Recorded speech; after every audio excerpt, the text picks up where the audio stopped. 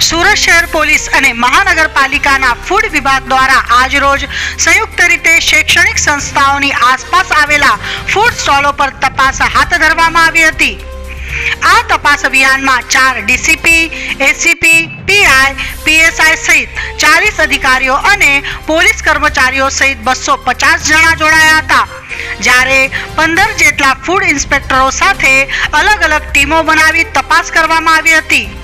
તમામ ટીમોએ મળીને કુલ 62 શૈક્ષણિક સંસ્થાઓની આસપાસ આવેલા 129 ફૂડ સ્ટોલ પર તપાસ કરી હતી અને ખાદ્ય પદાર્થોના નમૂના લઈ તપાસ માટે લેબોરેટરી ખાતે મોકલી આપવામાં આવ્યા હતા।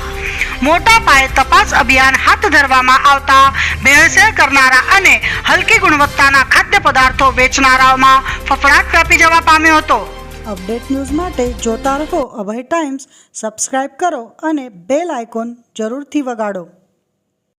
અભય થઈને નિષ્પક્ષતાથી નિરપેક્ષ રીતે વાસ્તવિકતાનો અરીસો રૂપી સચોટ માહિતી લાવતો સત્યની સાથે અભય ટાઈમ્સ।